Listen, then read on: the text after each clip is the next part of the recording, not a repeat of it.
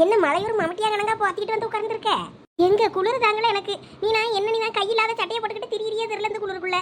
அது எனக்கு பழகி போச்சு போ. ஆமா புஷ்பா, இந்த கடலை காட்டுக்கு நம்ம போனோம்ல, அது காசு என்ன தரலையா அந்த ஓனரு? வாங்கினியா இல்லையா முதலாளிட்ட? அவர் இன்னைக்கு சேர்த்து வாங்கிக்கிடுங்கன்னு தானே சொன்னாரு. நம்ம இன்னைக்கு தான் போலையே. நானும் நல்லா தூங்கிட்டேன். இந்த நீ இப்பதான் வந்திருக்கா.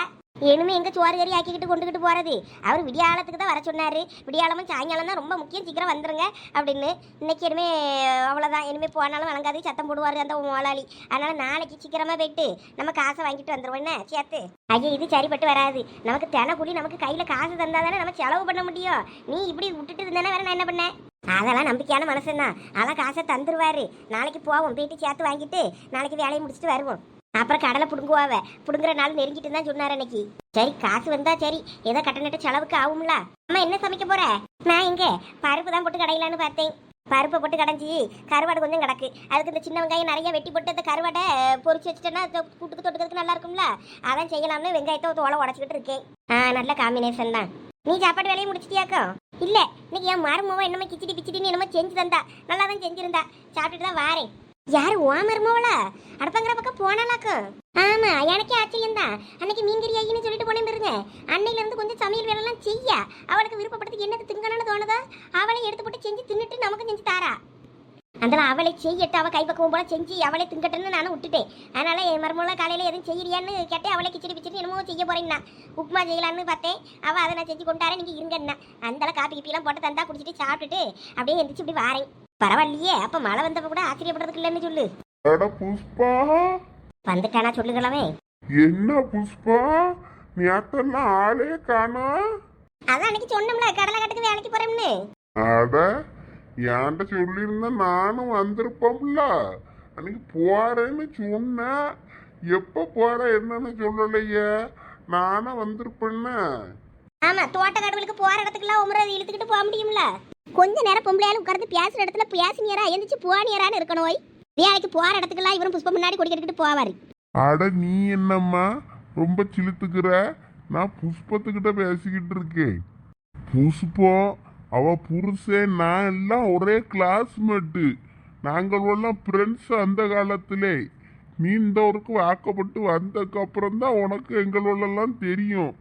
நாங்கள் அப்பத்துல இருந்தே ஃப்ரெண்ட்ஸு.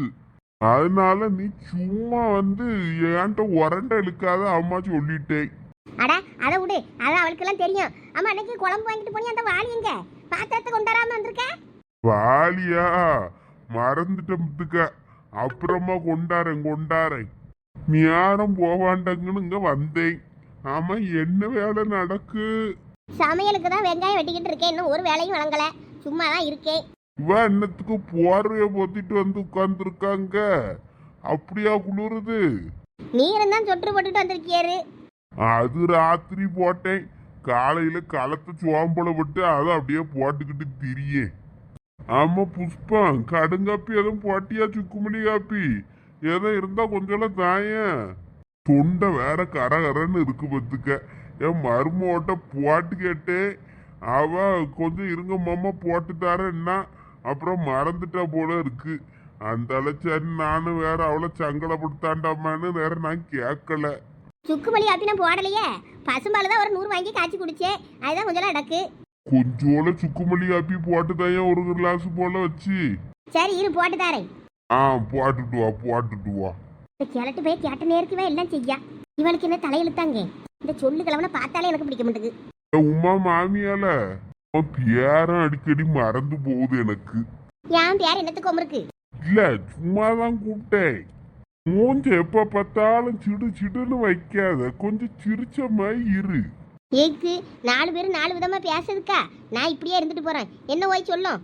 நாங்க அந்த காலத்துல சின்ன பிள்ளைல புஷ்பம் புருஷன் நானு எல்லாம் புளிய மரத்துல ஏறி புளியங்காலாம் பறிச்சு இந்த அரை கிளாஸ் டைம்ல எல்லாம் படிச்சுட்டு இருக்க நேரத்துல விடுவாவ பாரு இன்டர்வல். அப்பெல்லாம் போயிட்டு நாங்க என்ன அட்டுழியம் பண்ணுவோம் தெரியுமா? அதுல மேக்க ஒரு புளியங்காடு இருக்கு பாரு, அங்கதான் போகும் பத்துக்க.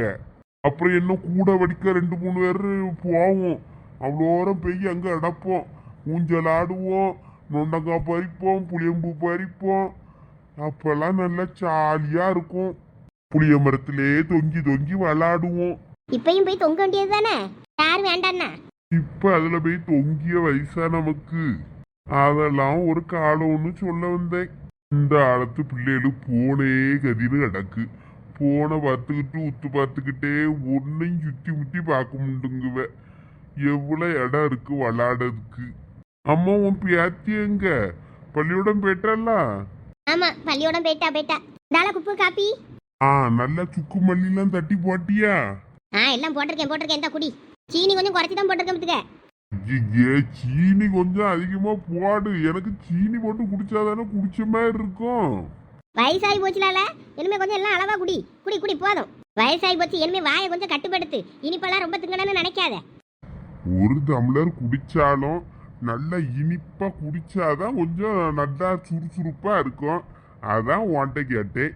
நீ என்ன இனிப்பா கம்மியா போட்டிருக்கேங்க? போதும் குடி குடி. ஒருத்தி போட்டு தரதும் பத்தாதுன்னு குறை வேறையா ஓய்வம் இருக்கு. சரி, தொண்டைக்கு அதமா இருக்கும், குடிப்போம். கொஞ்ச நேரம் வெயிலுக்குள்ள இல்லை இருந்தாலாவது கொஞ்சம் பரவாயில்லாம இருக்கான்னு பாப்போம். என்னென்னமோ செய்து என்னமோய் இங்க உட்கார்ந்துருக்க வெயில்ல? யாரது மாயாண்டியா? நான் சும்மா உட்கார்ந்துருக்கேன். வெயிலுக்குள்ள உட்கார்ந்துக்கிட்டு சும்மா இருக்கேங்கிய? உடம்புக்கு எதுவும் சோபலையாமா?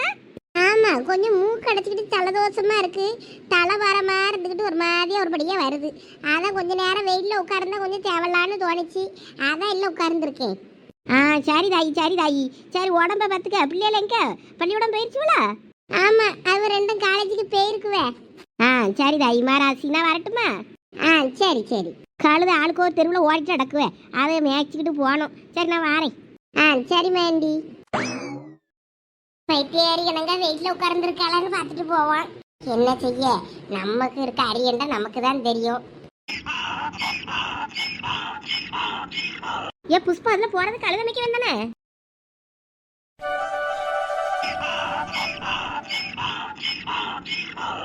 மாயாண்டே, என்ன சாமியே?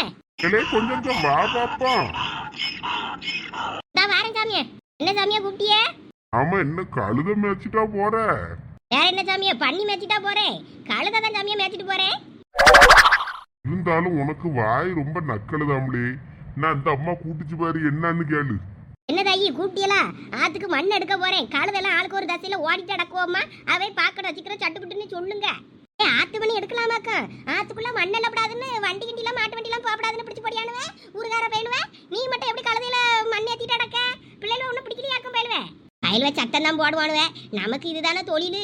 அதனால அவங்க கொஞ்சம் 5க்கும் 10க்கும் நானே அள்ளி போடுறையா அப்படின்னு அவன்கிட்ட கெஞ்சி கூத்தாடி அள்ளிட்டு அடக்கேன். எப்ப அப்படி களிமண்ணை கொண்டு போடுவியா? என்னம்மா களிமண்ணா? ஆமா, ஒரு மட களிமண் வேணும் பத்துக்க. அடுப்பு செய்யறதுக்கு வீட்டில் சாணி அடுப்பு ஒன்று போட்டிருப்பேன் பின்னாடி. அது மலையில கரைஞ்சி ஒன்று காவாம போயிட்டு அது கொஞ்சம் களிமண் வேணும். என் மருமோட்ட சொல்லணும்னு பார்ப்பேன். அவளும் சொன்னாலும் எடுத்துக்கொண்டு போடுவாளா இல்லையான்னு தெரியல. அதான் உன்ட்ட கேட்கேன். ஒரு மட களிமண் கொண்டு போட எவ்வளோட கேட்பா? 100 ரூபா கொடுங்க தாயி, கொண்டு வந்து போட்டுடுறேன். அப்பா 100 ரூபாய்க்கு ஒரு மூடை களிமண்? ஏன் மோன்ட்ட சொன்னா வண்டியில போனா அள்ளி போட்டு எடுத்துட்டு வருவானே. அப்ப நீ உன் மோன்ட்டே சொல்லி அள்ளி போடு. அவன் கழுதைய கொண்டுட்டு சமக்காண்டாமா. என்னம்மா இவன் சமக்கமா இல்ல? 100 ரூபாய் கேக்கா? ஒரு 10 ரூபா கேப்பா. இவங்க டீ காப்பி வாங்குறதுக்குன்னு நினைச்சாவே 100 ரூபாய் கேக்கானே. எம்மா விலை வாசி எல்லாம் ஏறி போச்சு. நானும் ஆயி வயிற்றுக்கும் பார்க்கணும்லம்மா. ஆமலா கொடுத்து விடு. ஒரு 100 ரூபா தானே? சரி தாரேன். எப்போ கொண்டு வந்து போடு. ஒரு 2-3 முடையா கொண்டு வந்து போடு. ஒரே கழுதையவே ஒரு 2-3 தடவை தள்ளிட்டு வர போற. நீ வச்சிருக்க எல்லா கழுதையும் தானே தள்ளிட்டு போவே. அதில் 2-3 முடை ஒரே நடையா கொண்டு வந்து போடு. 100 ரூபா தாரேன். இல்லம்மா, ஒரே ஒரு களிமண் கூட போடுவேன். 100 ரூபா தந்தியல்னா கொடுத்து விடம்மா. அவன் என்ன அதை வச்சுட்டு கோட்டையா கட்டிட போறான்? சரி களிமண்ணை வீட்டில் கொண்டு போட்டுட்டு காசை வாங்கிக்க. சரி தாயி, நான் வாரேன். என்னாச்சே? வாரேன். இல்லை மயண்டி, கொஞ்சம் இங்க வா. என்னன்னாச்சே? ஆத்துக்குள்ள துணி கிணி ஆளுவ துவச்சிட்டு நின்னுச்சுன்னா எனக்கு சொல்லு, என்ன நான் ஆத்துக்கு வாரேன். அட போங்க சாமி, நமக்கு வேலை புலப்பு கிடக்கு. ஏலே குப்பு, என்னத்துல அவங்க ஆத்துக்குள்ள ஓதிக்கிட்டு இருக்க? அது ஒண்ணும் இல்ல புஷ்பம், சும்மாதான். ஆத்துக்குள்ள தண்ணி எல்லாம் எப்படி ஓடுது என்னன்னு கேட்டுக்கிட்டு இருந்தேன். நீர் என்ன கேட்டிருப்பீர்னு எனக்கு தெரியும். அட சும்மாடம்மா, நீ வேற யாரும் போவாதம்மா. பியாச்சு துணைக்கு அங்கன போய் இருந்தேன்னா கிண்டல் பண்ணிக்கிட்டு பிள்ளைகளோட பியாசிக்கிட்டு இருப்பேன். அதுக்கு சொன்னேன். உன்னைய ஆஸ்பத்திரிக்கு போவோம் வான்னா இங்கன வெயிலுக்குள்ள வந்து உட்கார்ந்து கிடக்கிய என்ன வியாத வெயில காஞ்சிக்கிட்டு அடக்கா. அட சும்மா இருங்க, ஆஸ்பத்திரிக்கெல்லாம் ஒண்ணும் வேண்டா. நல்லா தான் இருக்கேன். அது இந்த நேரத்துல கொஞ்சம் சளி பிடிச்சிக்கிட்டு மூக்கடைச்சிக்கிட்டு அப்படி இருக்கும். அது கொஞ்ச நேரத்துல சரியாயிரும் ஆவி கிவி பிடிச்சேன்னா. வரும்போது பிள்ளைகிட்ட தலைதோசை மாத்திரை மெடிக்கல்ல கேட்டு வாங்கிட்டு வாங்கன்னு இருக்கேன். வாங்கிட்டு வந்தாலும் வேணா போட்டேன்னா கப்புன்னு நின்றுக்கட்டும். இதுக்கு எதுக்கு என்னத்துக்கு போட்ட ஆஸ்பத்திரிக்கு? ஏடா செலவுக்கு பயந்து போவாண்டான்னு இருக்காதலா? வா, கவர்மெண்ட் ஆஸ்பத்திரிக்குனாலும் ஒரு கூட்டு போயிட்டு வரேன். ஐயா ஐயா ஐயா ஐயா, ஒரு இடத்துக்கும் வேண்டா ஓய், நான் பார்த்துக்கிடுவேன். நான் நல்லா தான் இருக்கேன். நீ இப்படி சொன்னா கேட்கமுண்டா. பெருசா இழுத்து வச்சுக்கிட்டு அதுக்கப்புறம் ஆஸ்பத்திரியில போய் அங்க அட்மிட் ஆகி செலவை நிறைய இழுத்து வச்சுவிடாத சொல்லிட்டேன் அம்மா. கடந்து பாடு பார்க்க இயலாது. நீர் போறோம், தோட்டத்துக்கு போறோம். போய் வேலை கடந்தா போய் பாருனா சோறு கறி ஆக்கிட்டு அப்புறம் கொண்டு வந்து தாரேன். உங்களுக்கு செஞ்சு தந்தா எல்லாம் சரிதானே? எனக்கு நீ சுவார் கறிலாம் ஒன்றும் செஞ்சு கொண்டாடாண்டாம்மா. நான் தோட்டத்துல ஒருபடி அரிசியை கொண்டு போட்டேன்னா பாட்டுக்கு அது வெந்து கிடக்கும். நான் போட்டு கஞ்சாவது ஆத்தி குடிச்சுக்கிடுவேன். நீ உன் உடம்ப பாரு, சொன்னா கேட்காண்டங்க. பார்க்கலாம் பார்க்கலாம். நீங்க போங்க. பிள்ளைல அங்க துவாசெல்லாம் சுட்டு வச்சிருந்துச்சு, அதை டிஃபன் பாக்ஸ்ல என்ன எடுத்து வச்சு தாரேன், கொண்டுட்டு போங்க.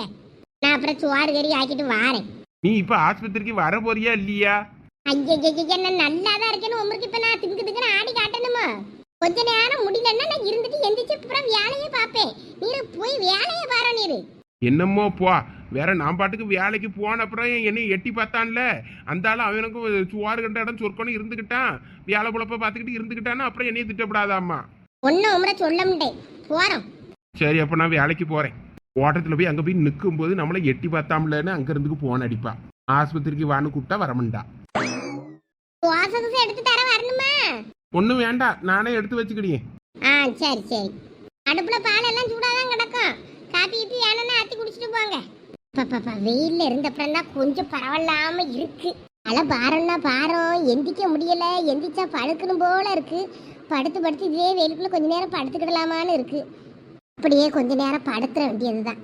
எதுவாக இருந்தாலும் அப்புறம் பார்த்துக்கிடுவோம். அப்பனே முருகா, என்னை எடுத்துக்கங்கோ. நான் போயிட்டேன்னா என் பிள்ளைல யாரு பாப்பா?